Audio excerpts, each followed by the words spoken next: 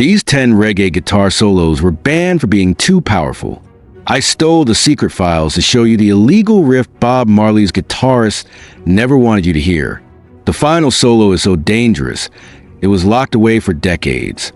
You must see the #1 pick to believe it. The journey begins with the Mighty Diamonds, one of the great vocal groups whose legacy rests on honeyed harmonies and conscious lyrics that became the heartbeat of the Roots era. Their anthem, Pass the Couchie, is remembered for its chorus and the sweetness of the voices of Donald Tabby Shaw, Fitzroy Bunny Simpson, and Lloyd Judge Ferguson. Yet hidden within that wave of sound is the contribution of Tony Chin, a guitarist whose work rarely stepped into the spotlight. On this track, Chin delivered a solo that redefined what a reggae guitar break could mean. He did not aim for fireworks or technical display.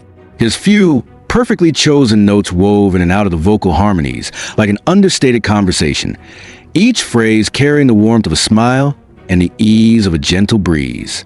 It was a study in restraint, a masterclass in how simplicity can often carry more emotional weight than a flood of notes.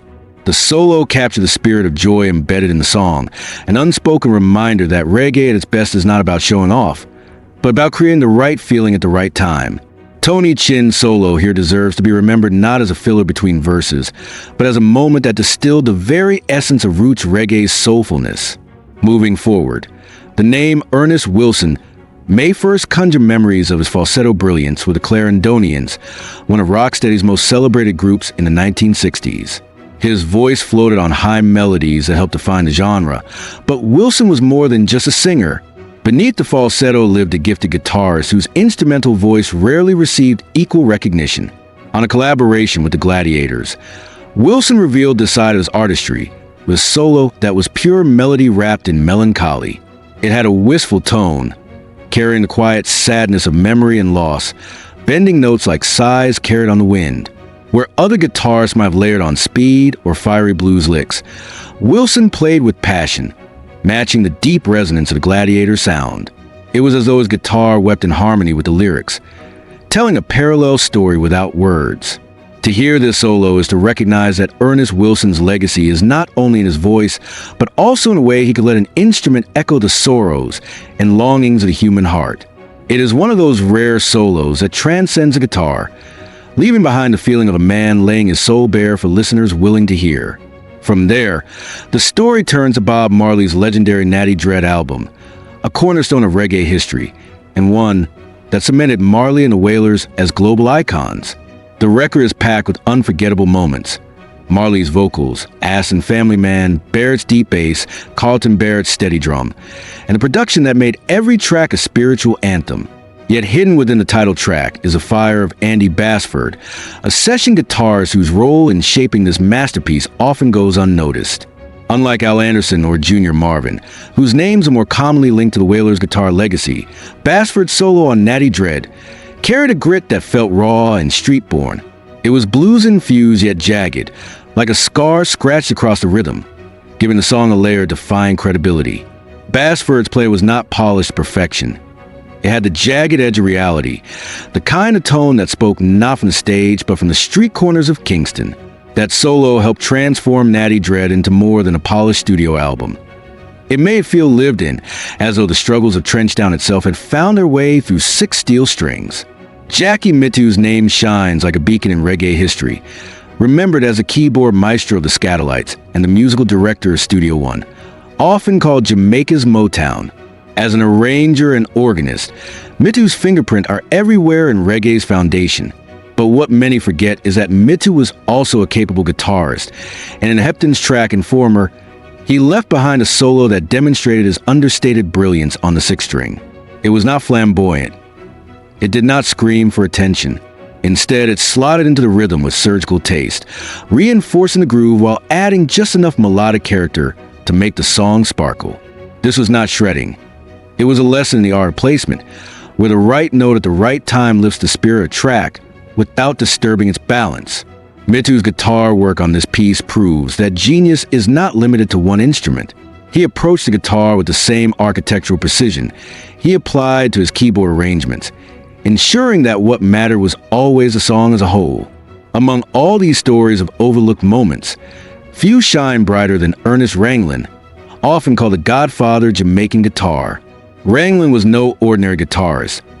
He was a visionary who fused jazz, mento, and R&B to lay the blueprint for ska and later reggae.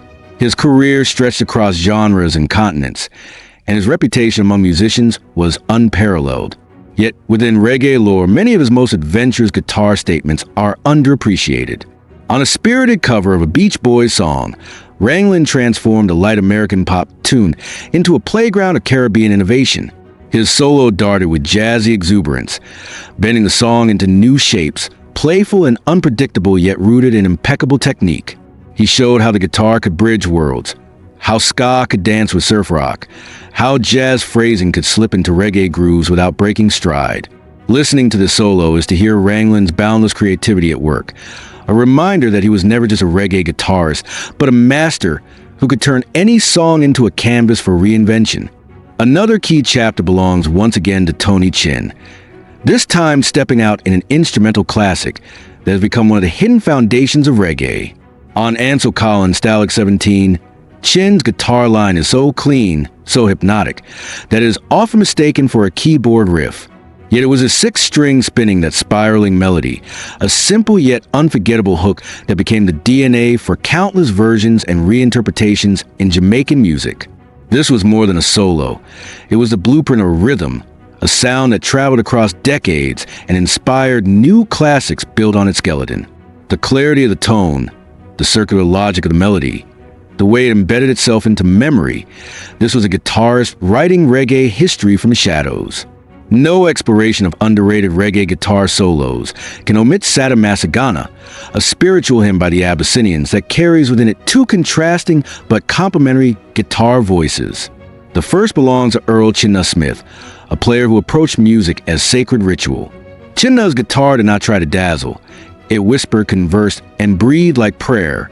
His solo on this track was a sermon in sound, a quiet yet profound dialogue with the vocals that deepened the mystical aura of the song.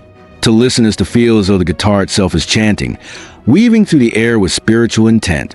Chinna embodied the philosophy that music is not about showing off, but about channeling spirit. And his contribution to Sada Masagana proves why he is revered as one of reggae's most spiritual guitarists. Yet Sada Masagana was also defined by the heartbeat of Linford Hux Brown, another guitarist whose greatness often lay in rhythm rather than lead flourishes. Brown's contribution on this song was a rhythmic solo, repetitive and hypnotic, a mantra that anchored the entire piece. While Chinna painted the colors of spirit, Hux built the canvas, grounding the song in a trance-like groove that carried its sacred energy forward. His style was not about bending notes into cries, but about using repetition to induce meditation, to lock listeners into a spiritual vibration. This was mastery of a different kind, proof that rhythm could be as powerful as melody when handled with conviction. Together, Chinna and Hux transformed Sada Masagana into a layered spiritual experience, each guitar voice essential to the song's lasting power. The next voice comes from Richard Sparrow Martin, a session guitarist whose name rarely appeared on records, yet whose playing was woven to the fabric of reggae in the 1970s. His solo on Dennis Brown's Westbound Train is a jewel of expressiveness, a blues-soaked cry that matched the heartbreak in Brown's lyrics. Every bend sounded like longing, every phrase a confession. It was guitar's human voice, a conversation of pain and hope carried without words. The brilliance of Sparrow Martin's playing was an emotional honesty. Nothing felt forced, nothing felt showy. It was as though he had stepped inside the song's soul and translated its ache into strings and frets. For listeners who may have hummed along to Westbound Train, without realizing, that aching solo was Sparrow's gift, a reminder that session players often carried as much emotional weight as the stars whose names were on the album covers. Finally, the journey reaches another shining moment for Linford Hux Brown, this time on a Toots Hibbert anthem that burns with defiance. The song is about unjust imprisonment, a cry against oppression, and Hux's solo rises to meet that fire with urgency. It is raw, frantic, and charged with rebellion. The notes tumble out not with polish, but with the wild energy of resistance. The kind of playing that feels like a man fighting against chains with every strike of the pick. This was not polite music. It was a sound of rebellion, a fusion of ska's upbeat fire with rock and roll's raw edge, all channeled into a brief but unforgettable statement. Hux Brown proved in this moment that a guitar could speak as powerfully as a voice, embodying the rage and determination that drove Toots Hibbert's words. It was not just a solo, it was a declaration of freedom through sound. These 10 moments may have lived in the shadows of reggae history, but together they reveal the power of the guitar in shaping the genre's identity. They show how subtle restraint can be as impactful as technical brilliance, how rhythm can hypnotize as deeply as melody, and how emotion carried through 6 strings can equal the cry of a human voice. They remind us that reggae is not just a story of singers and bass lines, but quiet masters whose solos carve emotions into grooves of vinyl, leaving behind whispers of genius for those willing to listen closely. Which solo surprised you the most? Which guitarist deserves to be remembered as reggae's hidden architect? Tell me in the comments, because your perspective might change how this history is told.